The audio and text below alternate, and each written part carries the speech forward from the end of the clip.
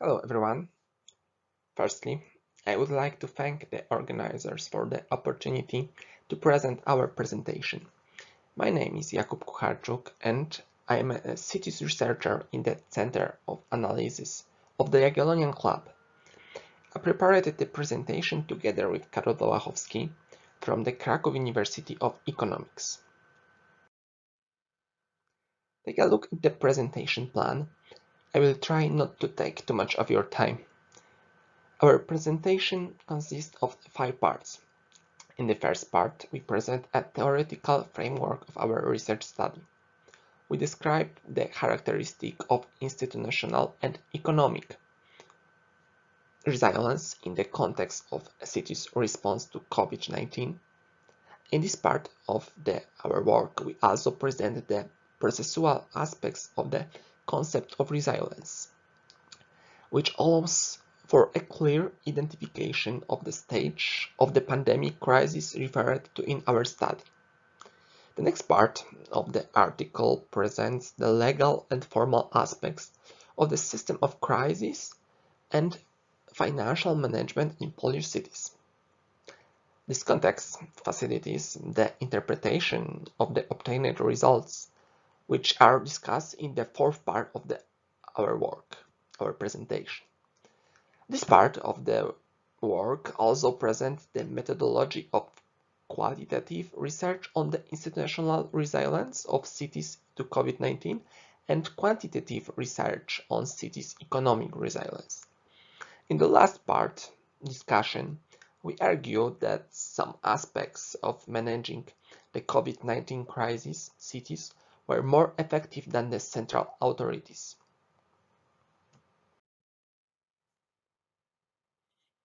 The period of the last several decades is characterized by a growing significance of researcher studies on the development and transformation of cities. It results from the still increasing role of cities. According to United Nations estimates, 56% of the population lived in cities in 2016, and in 2050, city dwellers will account for 68% of all inhabitants. Also, city represents the engine of economic growth, accounting for approximately 80% of global GDP. Trends in the development of cities are increasingly affected by such global phenomena as climate change, mass migration, or as recorded in the last year's epidemics. Subsequent economic crises, environmental changes, migrations, and domestic and international conflicts create a sense of exposure and vulnerability of local economies to unexpected events. Under these conditions, an increasing attention is given to the concept of resilience. Unlike static concepts, the concept of resilience facilitates an analysis of dynamic events and their impact on development processes. The COVID-19 pandemic is the most severe social and economic crisis in the recent years. Much of the researcher on the impact of COVID-19 on the economy focused on the sectors that represented a major source of budgetary revenue. Example is tourism. It was stressed, however, that the impact of the pandemic on cities' tax base could be investigated on the basis of longer period of time. The analysis of the implications of lockdown for cities also consider special factors with enhanced and negative financial and economic impact on the population of post-industrial cities with undiversified economic structures. Despite the fact that the crisis is not over yet, a number of researchers are undertaking efforts to understand the effects of the crisis on spatial economics and urban development. Municipal institutions and systems respond to the current consequences of the pandemic and its evolutionary character. it necessitates conducting exploratory research on the selected aspects of the functioning of urban areas which have not been analyzed so far. Our study undertakes to meet demands for researchers in these areas. This article aims to investigate the institutional and financial ability of Polish cities to respond to the effect of COVID-19, so it supplements studies in three ways. Firstly, the study covers a large population of cities. We analyze 66 cities with powiat or district rights, of the Polish cities enjoying this special status. To this day, research on the impact of COVID-19 on urban development in Poland has been confined to the largest metropolitan areas. Secondly, our work identifies the functions of cities that, in the face of the pandemic, show high or low resilience to the resulting distortions. Thirdly, in connection with the above, we verify the extent to which a system position of Polish cities, as set out in the Act on Crisis Management and Public Finance Management, is effective in dealing with such threats as those posed by COVID-19.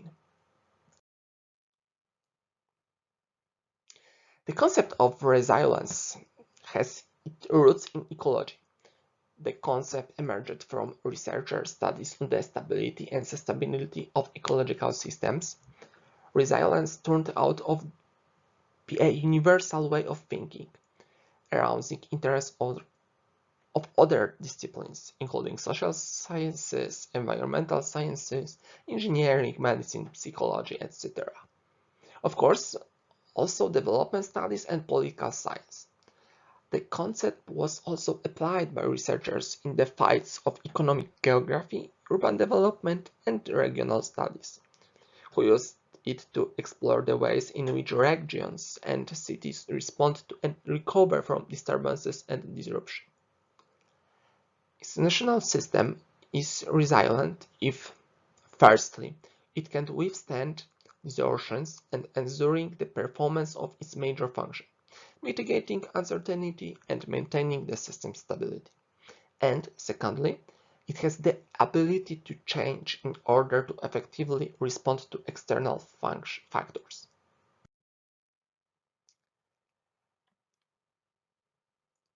First part of our presentation, the processual nature of resilience. The common characteristic is the processual nature of resilience, considering distortion from the perspective of an affected entity. Resilience assumes that the sequential character of activities carried out by individuals and systems in response to shocks. It comprises 5 elements: vulnerability, disturbance, resistance, robustness, recoverability, and recovery. Analysis of the response of social entities at each stage allows for describing their resilience during the entire period of disturbance. Example, long-term resilience. However, with regard to an analysis of the response of social structures to current shocks, as in the case of the impact of COVID-19 on Polish cities, economic and institutional resilience can be considered only from the perspective of resistance and robustness. The nature and impact of COVID-19 is analyzed by a number of economists. An analysis of the behaviors of individuals in economic system in the interrelated periods of recovery, and vulnerability can be carried out when the COVID-19 is over. The stage of adaptive development can only be possible when the impact of disruptions becomes weaker. To what extent will the new socio-economic reality be vulnerable to future shocks? We cannot answer these questions until it happens. In the context of our presentation, in the context of the present stage of the COVID-19 pandemic, after the second and in the course of the third wave, Analysis of the institutional and financial abilities of Polish cities to react to COVID-19 can be only based on the stages of resistance and robustness. The COVID-19 has been putting social systems and their institutions under great pressure.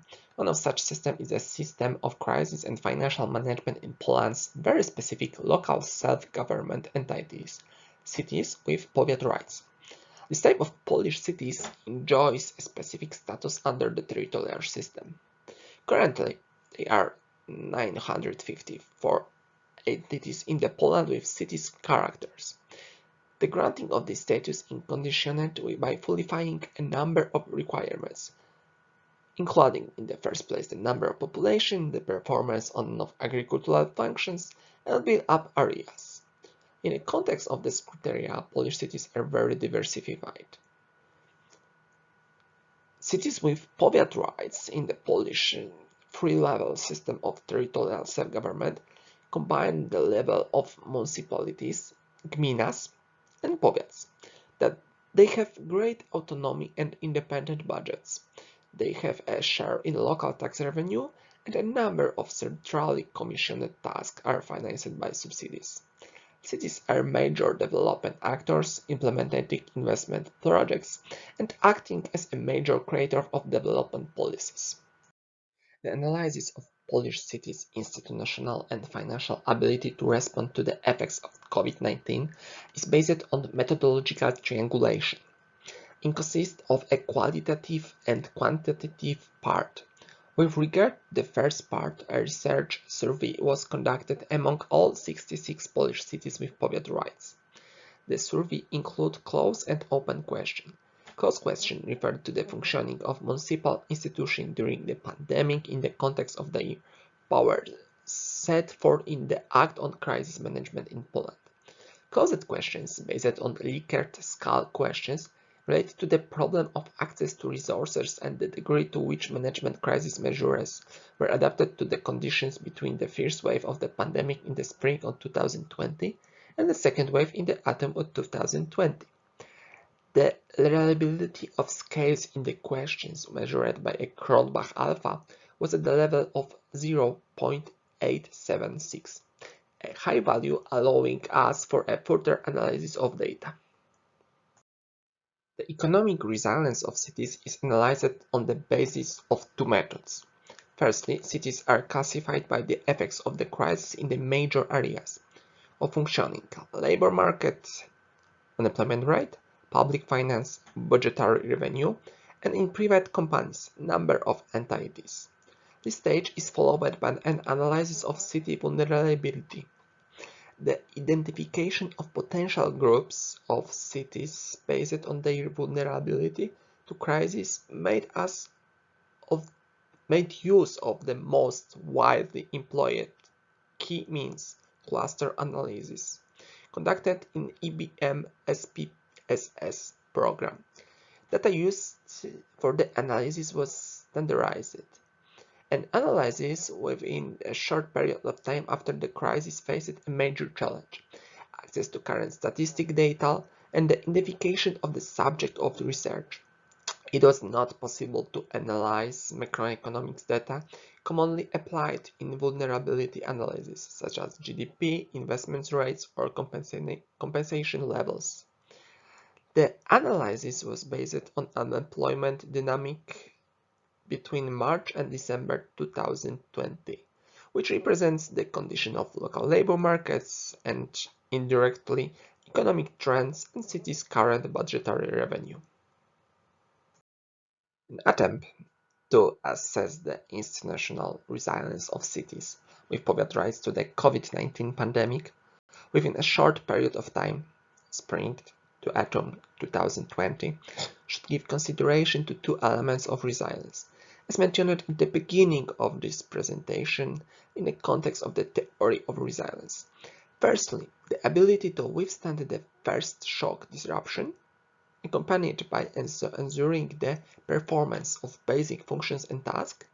Secondly, the ability to recover after a shock and to regain the original state of equilibrium.